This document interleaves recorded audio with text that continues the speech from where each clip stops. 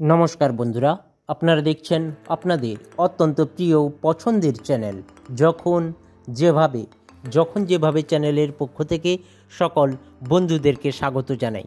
আজকে আপনাদের সামনে পাকুড় গাছের কিছু কাজকর্ম করে দেখানো হচ্ছে, আপনারা সঙ্গে থাকুন।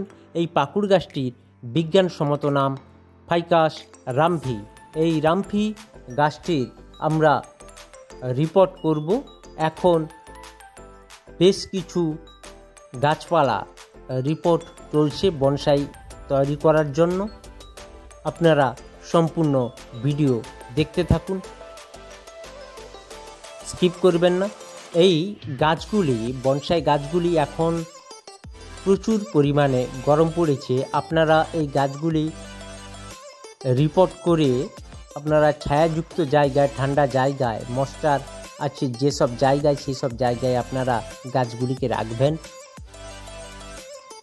আমরা অনেক দিন ধরে কাজ করে গাছগুলিকে আমরা ঠিকঠাকভাবে হারপুনিং করে, বেশিরভাগ মাটি ঝরিয়ে আমরা পটিং করে গাছগুলিকে ঠিকঠাক বাঁচিয়ে রাখতে পারছি। আপনারা যেসব গাছগুলি দিয়ে বনসাই করছেন সেসব গাছগুলিকে আপনারা সাবধানে সুন্দরভাবে ছায়াযুক্ত জায়গায় রাখুন, গ্রোথ আনুন, শিকড়ের গ্রোথ হোক, ব্রাঞ্চ ডেভেলপ করুক। তারপর আপনারা ধীরে সুস্থে রৌদ্রে রাখুন।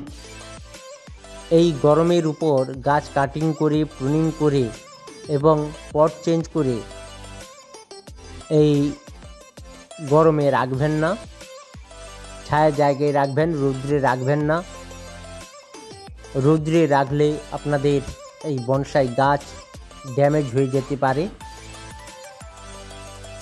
আমাদের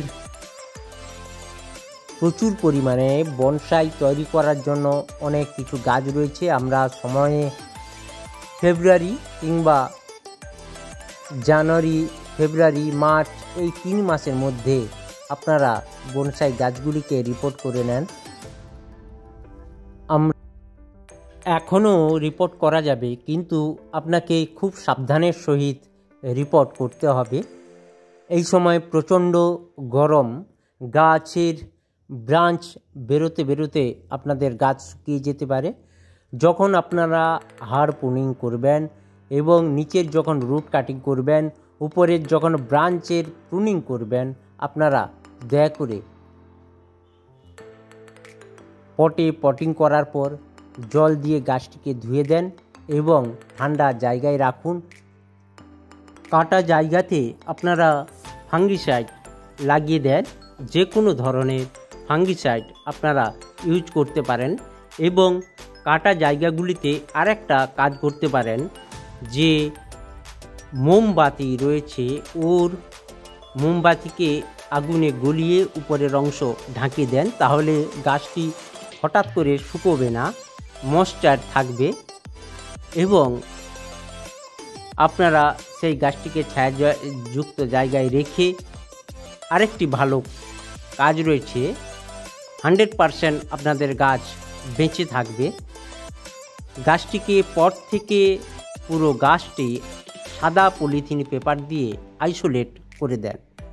তাহলে দেখতে পাবেন আপনারা এই সময় গাছে কিছু পটিং করার কাজ করলেও আপনাদের গাছগুলি খুব সুন্দরভাবে বেঁচে থাকবে এবং ছায়াযুক্ত ঠান্ডা জায়গায় রাখুন।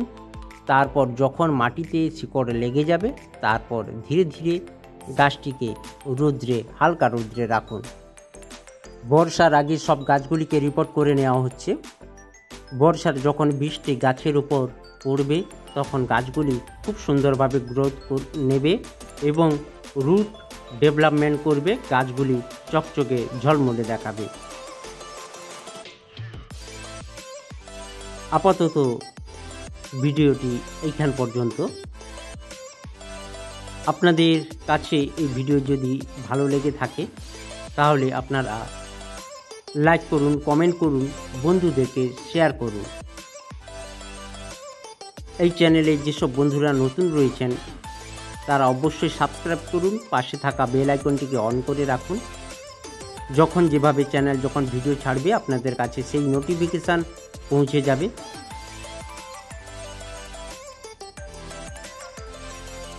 এর পরবর্তীকালে আরও নতুন ভিডিও নিয়ে হাজির হচ্ছে আপনাদের প্রিয় চ্যানেল যখন যেভাবে।